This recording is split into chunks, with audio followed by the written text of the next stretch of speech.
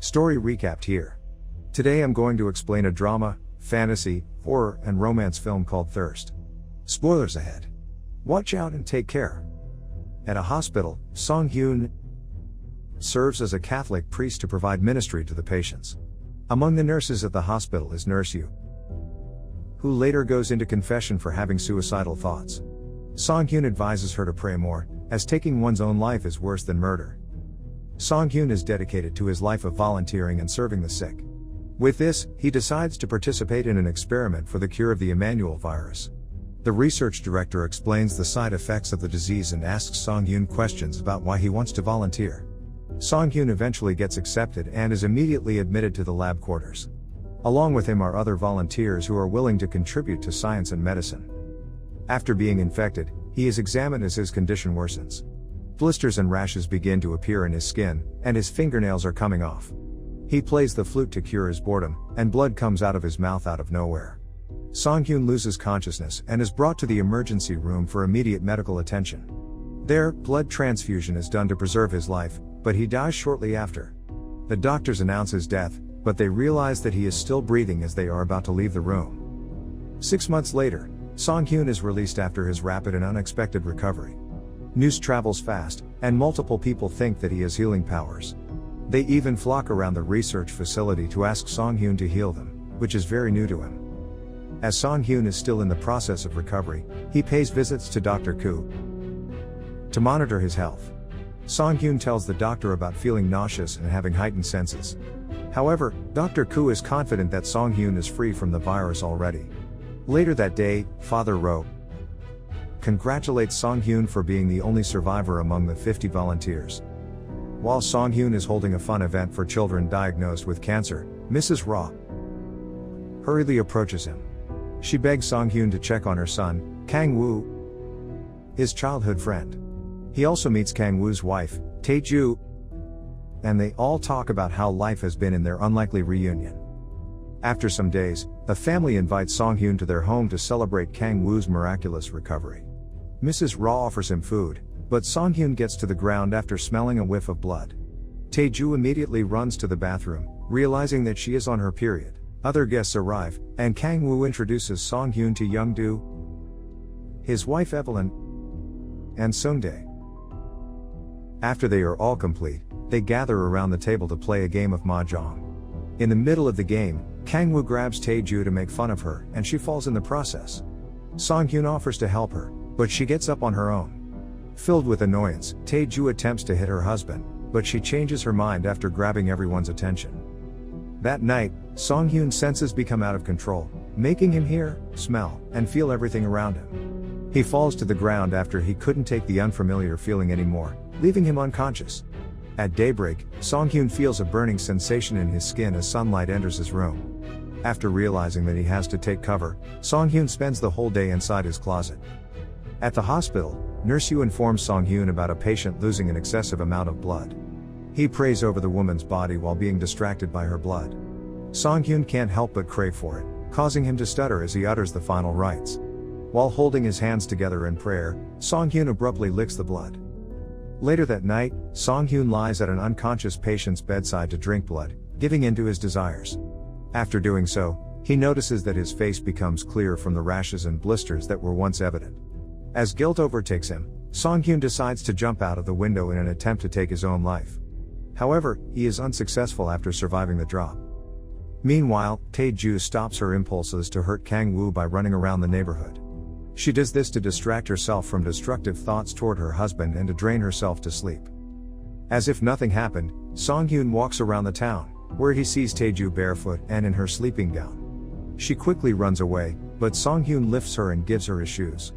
Upon doing her a favor, Song-hyun intently looks at her back, where he sees blood flowing through her veins. With growing concerns about his situation, Song-hyun consults Father Ro about it. He lets him hold his heart through an incision in his chest, which seems nothing to him. Song-hyun suspects that the vampire blood is the one that saved him from the virus and is the cause of his sinful desires. Despite that, the symptoms of the virus only go away when he drinks sufficient blood. As Song-hyun expresses his hardships, Father Ro cuts himself to extract blood from his system. He does this to spare Song-hyun from sin for the night, at least. One night, Song-hyun visits Tae-ju in their shop, where she replaces his shoe. At that moment, he is sure of his attraction toward the married woman, and they start to make love. After hearing that Song-hyun serves at the hospital on Sundays, Tae-ju meets up with him to have an intimate moment once again. Before they begin, Song-hyun tells Tae-ju that their affair must end, as he does not want to wind up in hell. Although he clarifies that they are giving in to sin, Tae-ju still wants to see him. While they make love, Song-hyun takes several bites of Tae-ju, but she does not mind as it also satisfies her. Shortly after, Song-hyun finally reveals what he really is to Tae-ju, making her retreat in fear. He shows his true self by drinking one of the patient's blood. To regain her trust, Song-hyun comes to Tae-ju's house to persuade her into running away with him. To his disappointment, Tae-ju is still shocked about his true identity and declines his offer. After some time, Tae-ju gets in contact with Song-hyun once again, curious to know more about vampires. Both of them meet and spend time together as Song-hyun shows off his skills and superhuman powers. Song-hyun then notices bruises on her and assumes that Kang-woo is the cause, which she sheepishly confirms. Father Ro offers more of his blood back in the monastery, but Song-hyun respectfully declines the offer. For many years, Father Ro has been blind, and he requests Song-hyun to give him vampire blood so he could see again. In disgust, Song-hyun walks out of the room, claiming that he is no longer a priest. In search of a new shelter, he decides to move into Mrs. Ra's house, where he secretly beds her daughter-in-law. One night, Mrs. Ra leaves for the town and locks Tae-ju with Kang-woo to assure that she won't leave him while she's away. To grab Song-hyun's attention and ask for help, she stabs herself in the leg, igniting his sense of smell. Thinking that Kang-woo is responsible for her wounds, Song-hyun immediately storms into their room.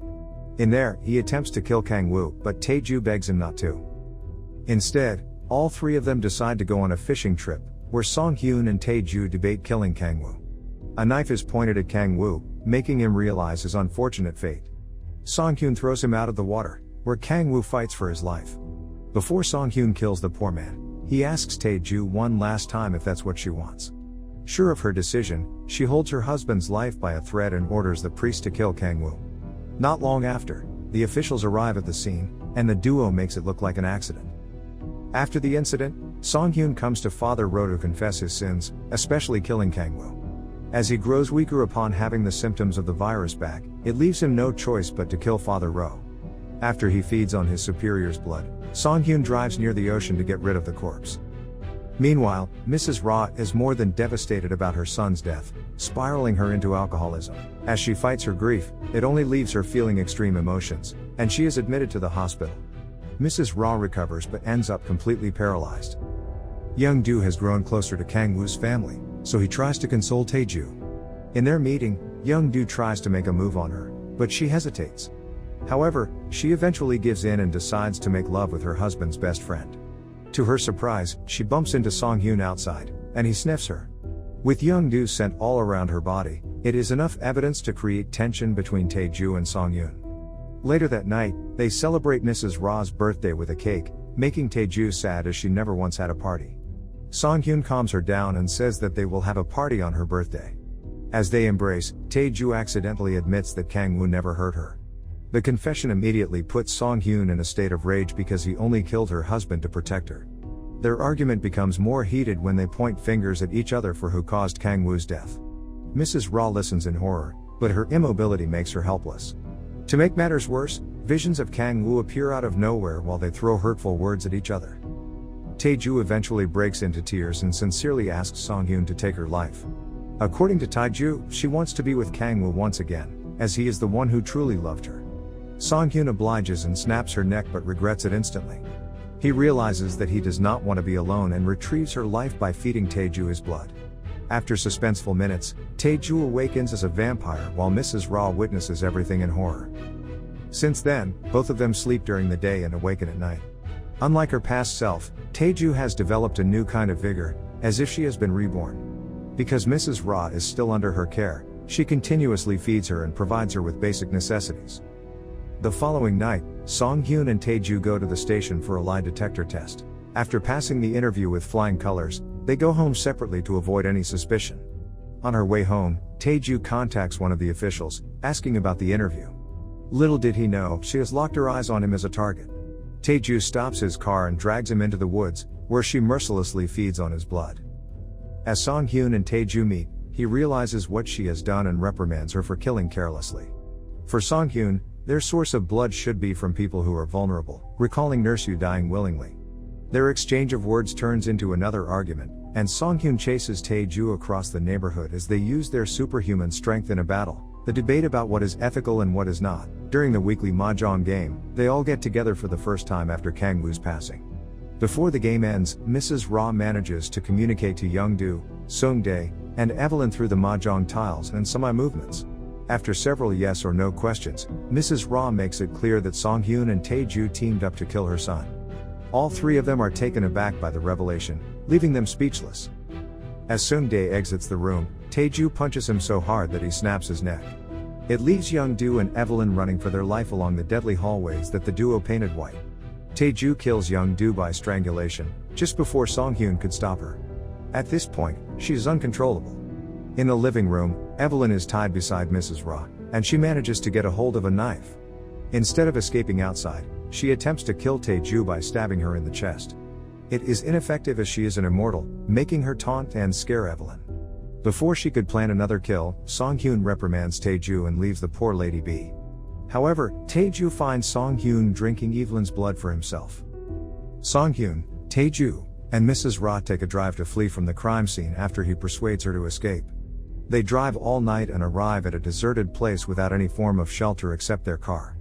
Meanwhile, Evelyn regains her consciousness unharmed. Song-hyun pretended to kill and drink her blood to protect her from Tae-ju. Tae-ju realizes that Song-hyun has tricked him into believing that they will escape to safety. All along, he plans to die in each other's arms as the sun rises. Although she has no means to save herself from ultimate death, Tae-ju tries to hide in the trunk. Song-hyun gets rid of any alternative and throws the trunk cover into the ocean. Eventually, Tae-ju accepts their fate and sits with Song-hyun as they wait for the sunlight. With the bright light stretching from the horizon, the couple suffers a slow burn while Mrs. Ra watches in satisfaction from the backseat. A conflict between good and evil is the central theme of the story. It lies between Song-hyun's priesthood and his bloodthirsty self to make sound decisions. He tries to reason himself and justify his actions as a need more than a want with every kill. To him, his life of serving the sick and needy while being a priest can compensate for his sins. Despite needing to kill and drink blood, Song-hyun has not entirely turned heartless, unlike Tae-ju.